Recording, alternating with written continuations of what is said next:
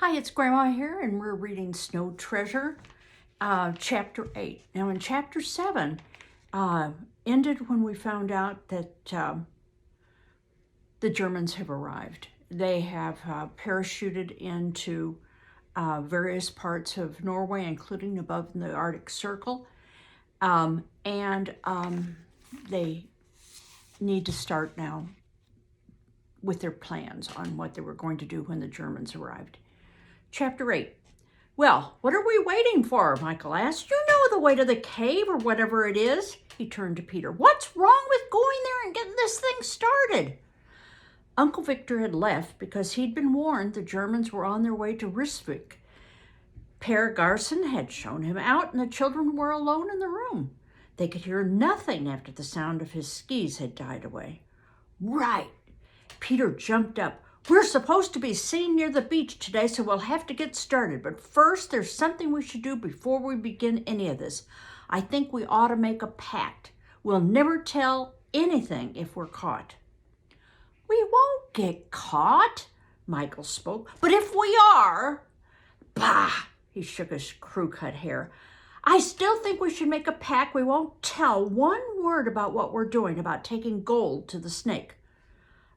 Well, we'd hardly do that after what your Uncle Victor said about not so much as a word to a stranger.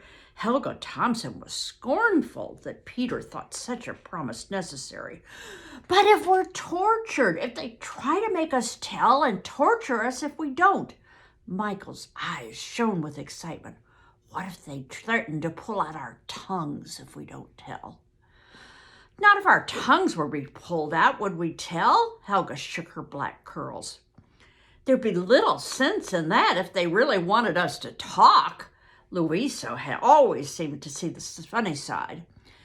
Then you wouldn't mind swearing? Peter ignored Louisa's interruption. If you're sure you wouldn't tell, you wouldn't mind pledging yourself. Certainly I wouldn't mind swearing, Helga answered. No matter how I was tortured, I'd not say a word. Peter went to the fireplace and climbed on a chair to bring down a sword his ancestors had used in wars against the Swedes hundreds of years before. He drew off its dried leather cover. Swear on this, hands on the blade. I swear. Helga put her hand on the wide blade, and Lovisa and Michael put theirs beside hers.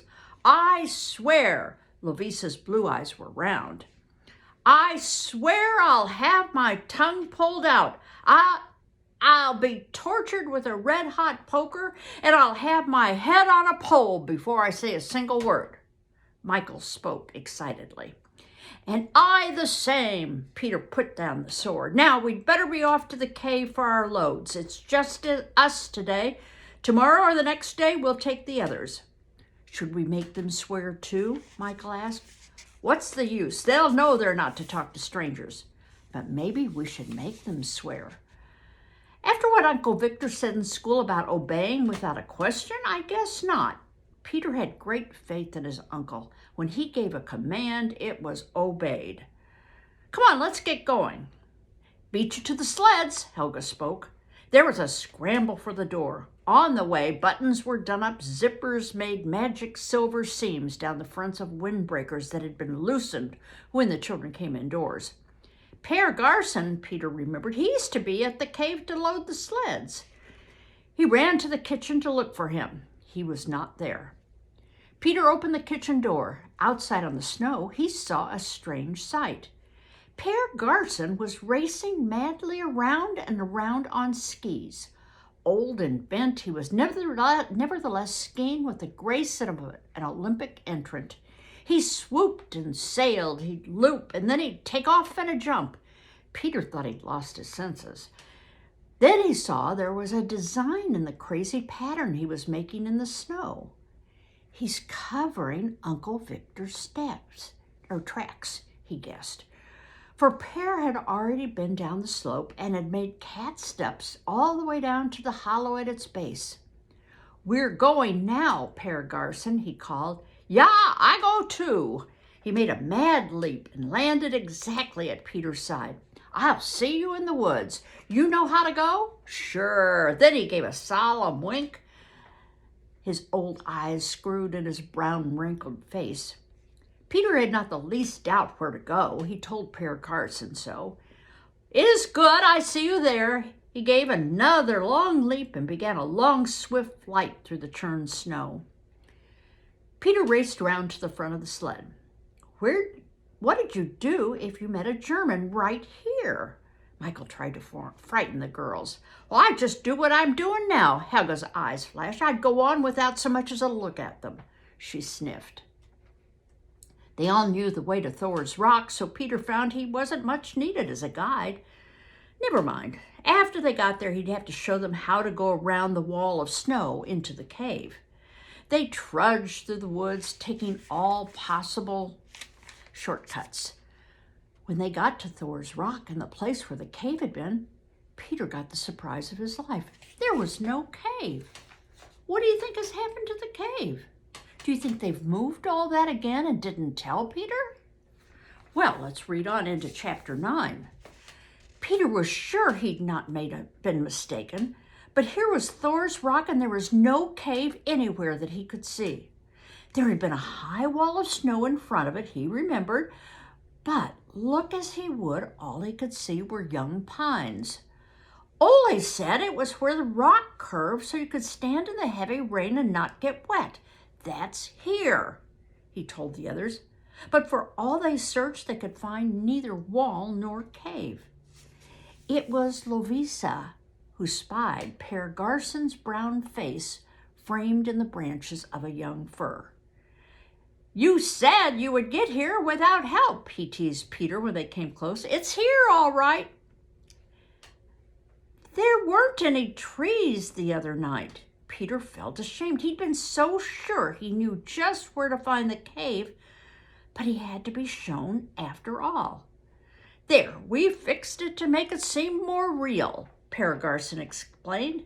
When Peter looked again, he saw that a strip of evergreens made a narrow corridor in front of the wall. "You made it since last night I was here? Since the night before last?" "Yeah, Ole and some of the others. They came yesterday and finished before the blackout." Peter was still unbelieving, but sure enough, behind the trees was the wall of snow, and back of that was the cave. Per Garson led them around shrubbery to the entrance. "Shouldn't someone stand guard over the door in case the Germans come?" Helga asked. "I'll do it." "Is no need, I think," Per Garson answered. "Still, there's no harm to watch. Spies are everywhere." So Helga posted herself behind the tree where Per Garson had been waiting, and the others went into the cave. There was a strange kind of white light inside. Peter thought it might be like being in one of those sepulchres in the Bible, for the strong sunlight was cut down by the wall in front of the doorway, and a pearly beam fell on the sides and floor. Per Garson went at once to the end where a stack of brown bricks rose up like a garden wall. "Gold," Peter whispered to Michael. "That gold?" Peter agreed with Michael that it was hard to believe that each of those brown bricks was money enough to buy an airplane. Per Garson began lifting down the bricks. He laid 4 of them side by side on Peter's sled. Then he went to the far side of the cave to the pile of rough brown sacks like potato sacks, the bags that had covered the bricks on their journey to the cave. He carried one of these to Peter's sled. He folded it twice and laid it over the rectangle of bricks. Next, the rope.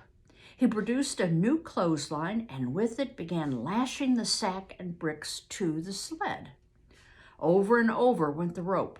Then he drew out a long knife and cut the clothesline. "We could help you, Per Garson," Peter suggested. "Then we could start sooner." "Nah, this must be done right." "You could do it right. We could do it right." No. Your Uncle Victor holds me to blame if anything goes wrong. He says we can't have the rope coming loose and the bricks falling in the snow. One time for that, and the Germans would have our gold. They watched him take down more bricks for the next sled, then more for the next and the next. For an old man, he worked quickly. With each sled, the same procedure. First the bricks, then the sack folded twice, then the clothesline. Now you tell Helga to come here. I think we can be safe these few minutes. Michael went to get Helga. She had seen nothing more than a few squirrels. Now I'll show you how to untie the rope, Per Garson announced. When you get to the snake, you first look for a pair of trees that are fallen and covered with snow. They're about 200 feet apart. Be sure you find them, for that's the place your uncle thinks is safest. Now, you untie the knots, and so, and so. Can you do it? Try. He laced the bricks onto the sled again, and Peter tried to untie them. He was clumsy at first. Instead of openings, he made knots.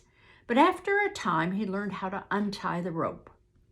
When it came Helga's turn, she gave one quick pull, and the rope was dangling in her hand. Good, you learn things fast, Per Garson praised. Each of them had to prove he knew how to unload the sleds. Michael was slower than Peter to learn. He tried again, and each time succeeded only in making the knots tighter. Never mind, Peter was anxious to get started. I'll untie his for him. Nah, he'll have to know. Next time he'll have to show his team. The lesson went on, and after a time, Michael learned the trick. And can you show the others? Michael felt he could. All right then, off with you. You bring back the ropes and sacks. These we need again, Per Garson instructed. For your pockets here, he handed each a flat parcel, your lunch.